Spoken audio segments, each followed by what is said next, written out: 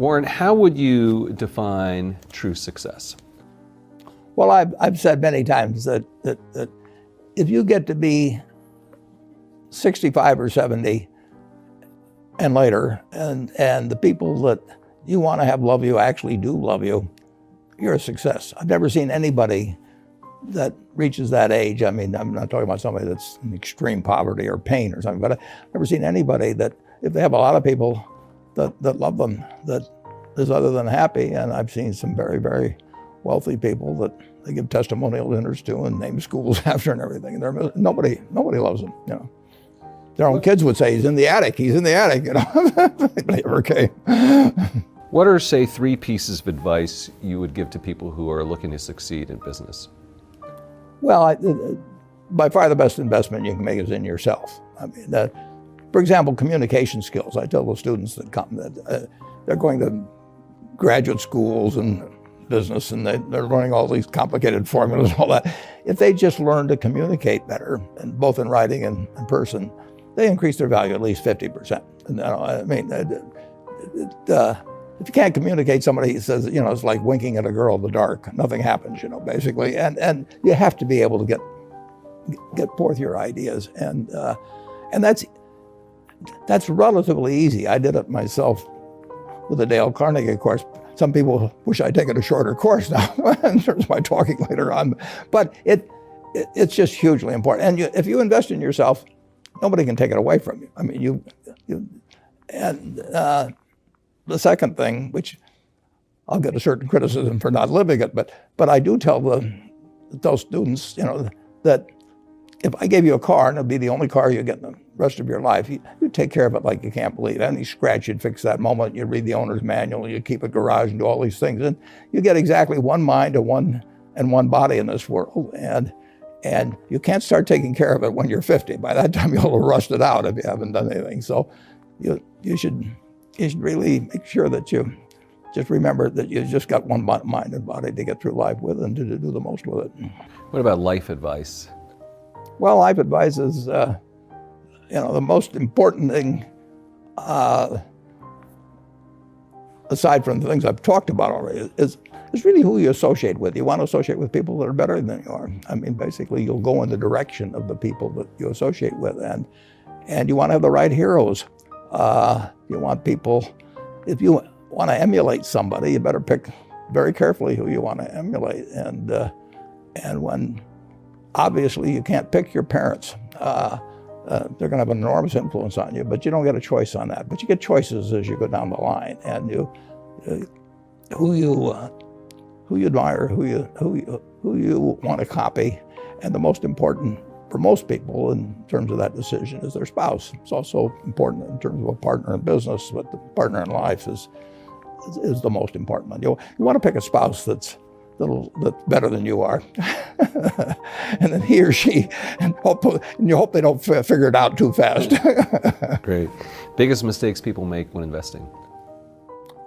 Well, they try to, they just don't realize that all you have to do is just buy a cross-section of America and then never listen to people like me or read the papers or do anything subsequently. They think that because you can trade, you should trade.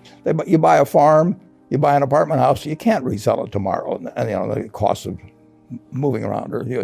Now you get something handed to you, liquidity, you know, which is instant. You can sell, and the cost of doing it are pennies, you know, compared to other kinds of investment activity. So because they can so easily move around, they do move around, and moving around is not smarter than investing. You have a pretty cool morning routine regarding what you have for breakfast and how prosperous you feel. What is that? Well, I now actually send somebody over to McDonald's usually to get me something. Since the publicity I got from earlier describing my habits at McDonald's, I now have somebody go in the office, but that was more for entertainment value. I eat exactly what I like to eat. If I liked it on my 6th birthday, at my 6th birthday party when we had hot dogs and hamburgers and Coke and ice cream with chocolate, I still like it. And I don't care about anything subsequently. I discovered it all by the time I was 6. if somebody offered me a deal when I was 20 and said, you're going to live 1 year longer, instead of living to 88, you'll live to 89 or whatever it may be, if you eat nothing but broccoli and Brussels sprouts and onions and all these things. I just said, I'll, take the last year off. It probably won't be that good anyway. So I eat what I like to eat. I'm not venturesome in that area. I like how you lumped in onions with broccoli and Brussels sprouts. Well, Never heard that. I just don't happen to like onions, but no, I don't put them in the same category. Okay. You and George H.W. Bush, I think. Is business school worth it? Depends on the person, and much more than it depends on the school. I mean, I wouldn't worry. Some people are going to get a lot out of advanced education, and some people are going to get very little. And I don't even think it's important that every person go to college at all. I mean, we have all kinds of jobs at 70 or so thousand a year, or 80,000 a year, that college training is not of use. And I actually was not keen on going to college myself. Yeah, my dad kind of jollied me into it. He could get me to do anything. But if they'd had an SAT test in those days, he would have taken the test for me. but because I knew I could have a good time, and I liked investing, and I didn't really feel I could read the books. So I don't, it's a big commitment to take 4 years, and the cost involved, and maybe the loans involved, and everything. And I think depending on what your interests are in life, I don't think it's for everybody. I think it's for a lot of people, but there ought to be a reason you're going, and I didn't really see much reason. All right, last question. So lightning round, so there's a few. Do you ever drink water? Only under duress. What is your favorite all-time song? It's undoubtedly, it's My Way. What about movie? Favorite movie? Well, I like The Bridge on the River Kwai because of there were a lot of lessons in that. Plus, it was enormously fascinating. Catchy tune, also. Pardon me? Catchy tune, also. Yeah, Right. Very. Right. But the ending of that was sort of the story of life. He created the railroad, and did he really want the enemy to come in across it? Got it. Favorite book?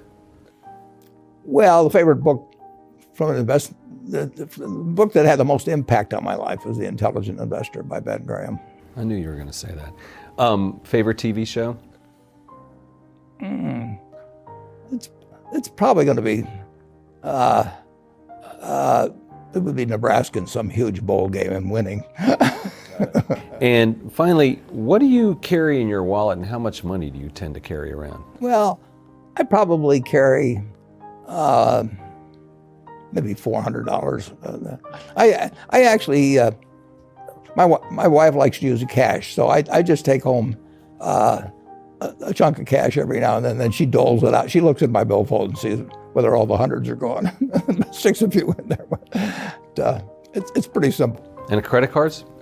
I've got an American Express card, which I got in 1964, but I pay cash 98% of the time. If I'm in a restaurant, I always pay cash. It's just easier. Warren Buffett, thanks very much.